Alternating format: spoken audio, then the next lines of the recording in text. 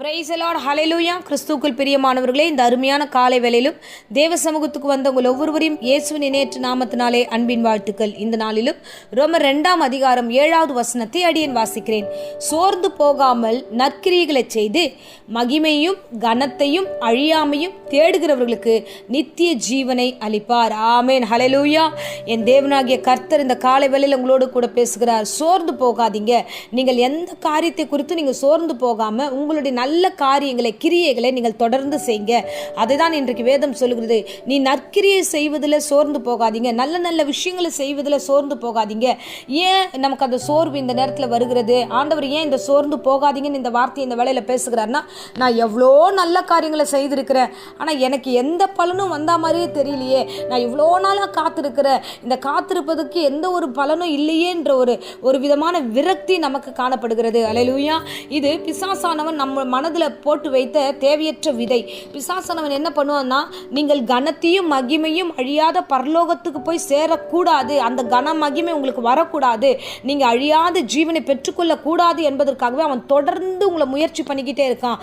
எல்லா காரியத்தையும் மைனஸாகவே உங்களை இடத்துல பேசிக்கிட்டு இருக்கான். பார், நீ எது செஞ்சு என்ன செஞ்சும் பிரயோஜனமே இல்லை, உன் பேரே யாரும் சொல்லலை, உன்னை பற்றி யாரும் புகழ்ந்து பேசவே இல்லை, உன்கிட்ட உன்னுடைய நல்ல காரியங்கள் எல்லாம் வாங்கிக்கிறாங்க, ஆனால் யாருமே உன்னை பற்றி பேச மாட்டாங்களேன்னு இந்த விதமான தேவையற்ற வார்த்தைகளை விதைத்து கொண்டே இருக்கிறான். தொடர்ந்து போராடி கொண்டே இருக்கிறான். உங்களை நரகத்துக்கு அனுப்ப வேண்டும் என்பதற்காக அவன் தொடர்ந்து போராடுகிறான். நீங்கள் நல்ல காரியங்கள் எல்லாத்தையும் விட்டுட்டு பரலோகம் போகக்கூடாது என்பதில் அவன் திட்டமாக இருக்கிறான். அந்த சூழ்நிலையில் அந்த வார்த்தைகள் எல்லாம் நம்ம மேலே விதைத்துட்டே இருக்கும்போது நாம் என்ன பண்ணுகிறோம்? ஆமாம் இல்லை, நம்ம செஞ்சுக்கிட்டே இருந்தோம், என்ன நடந்துச்சு அப்படின்னு பல காரியங்களை குறித்து நம்ம யோசிக்க ஆரம்பிக்கிறோம். பாருங்க, அதுதான் பவுல் அதுக்கு முன்னதாகவே வேதத்தில் சொல்லுகிறாரு. தேவன் அவனவனுடைய கிரியைக்கு தக்கதாக அவனுக்கு பலனளிப்பார் என்பதை நீங்கள் மறந்துடாதீங்க. உங்கள் கிரியைக்கு பலன் உண்டு, உங்கள் காரியங்களுக்கு பலன் உண்டு, நீங்கள் விதைத்த விதைகளுக்கு எல்லாவற்றுக்கும் பலன் உண்டு. யாருக்கு விதைத்தோம், என்ன செய்தோம் என்று நீங்கள் கணக்கு போடாதீங்க. தேவனுக்கு தெரியும், தேவன் அறிவார். நீங்கள் எங்கெல்லாம் விதைத்தீர்கள், என்னெல்லாம் ஊழியம் செய்தீர்கள், யாரிடத்திலெல்லாம் நின்றீர்கள், யாருக்கெல்லாம் நீங்கள் நன்மையான காரியங்களாக செய்தீர்கள் என்பதை என் தேவன் அறிவார். அல்லேலூயா. பாருங்க, 1 தீமோத்தேயு 5ஆம் அதிகாரம் 25வது வசனத்தில் அப்படியே சிலருடைய நற்கிரியைகளுக்கு வெளியரங்கமாக இருக்கும், சிலருடைய நற்கிரியைகள் வெளியரங்கமாக இருக்கும், அப்படி இருந்தும் வெளிவராத நற்கிரியைகளும் இருக்கிறது, ஆனால் வெளிவராதது மறைந்திருக்க மாட்டாது, அது கண்டிப்பாக ஒரு நாள் வெளிவரும் என்று இந்த தீமோத்தேயுல பவுல் விதமாய் சொல்லுகிறார். நீங்கள் செய்த நல்ல காரியங்கள் ஒருவேளை வெளியில் வராமல் இருக்கலாம், நல்ல பேச்சுக்கள் வராமல் இருந்திருக்கலாம், நல்ல காரியங்கள் சொல்லாமல் இருந்திருக்கலாம், மறைக்கப்பட்டிருக்கலாம், ஆனால் கர்த்தர் இன்னைக்கு ஒரு ஊர்ஜிதமான வார்த்தை சொல்லுகிறார். அது மறைக்கப்பட மாட்டாது, அது கண்டிப்பாக அது வெளியரங்கமாக மாறும்.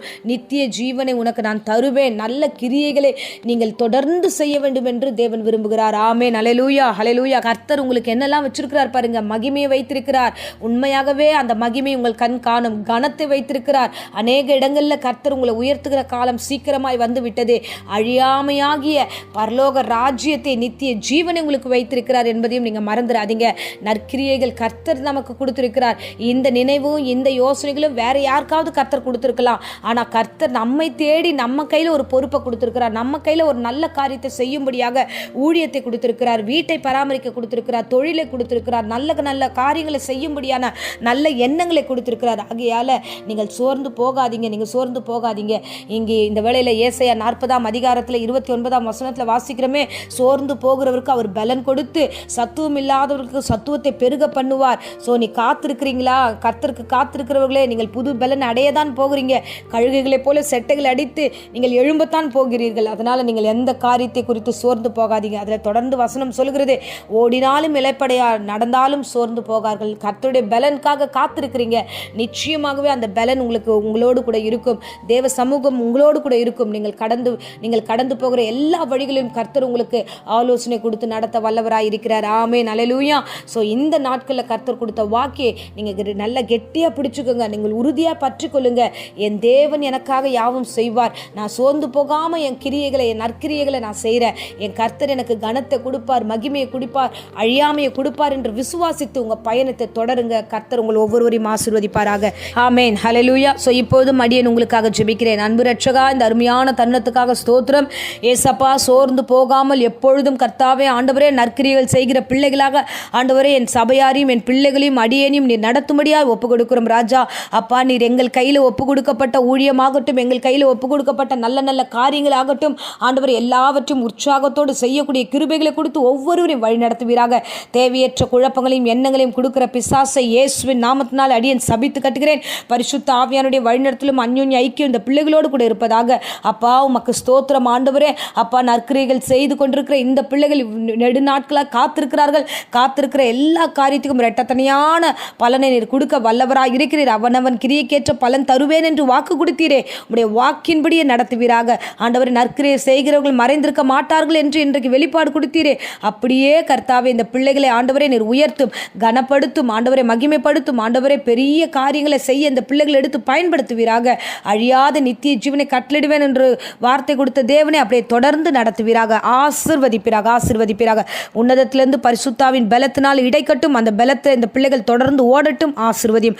இப்பொழுதும் வியாதிக்காக ஜெபிக்கிற, வியாதியோடு போராடுகிற ஒவ்வொருவருக்காக ஜெபிக்கிற ஆண்டவரே அப்பா, பலவீனங்கள், சோர்வுகள், பயங்கள், ஆண்டவரே அப்பா ஜுரங்கள் என்று பலவிதமான சூழ்நிலையில் சூழப்பட்டிருக்கிற ஒவ்வொரு பிள்ளைகளையும் ஆண்டவரே இயேசுவின் நாமத்தினால விடுதலையை கட்டளிடுகிறேன். இயேசுவின் நாமத்தினால ஆண்டவரே சுகத்தை கட்டளிடுகிறேன். தொடர்ந்து ஆசீர்வதிங்க, வழி நடத்துங்க. இந்த நாளிலும் ஆண்டவரே நீர் பெரிய ஜெயத்தை எங்களுக்கு கட்டளிடுவீராக. ஜெபிக்கிற ஒவ்வொரு வீடுகளில் இந்த வசனத்தை கேட்கிற, வார்த்தைகளை கேட்கிற ஒவ்வொரு வீடுகளில் சுகபல ஜீவன் உண்டாகட்டும். ஆசீர்வதியும். இயேசுவின் நாமத்திலே ஜெபித்து ஆசீர்வாதத்தை ஒப்புக் கொடுக்கிறேன் ஜீவனுள்ள நல்ல பிதாவே. ஆமேன். Praise the Lord. God bless you.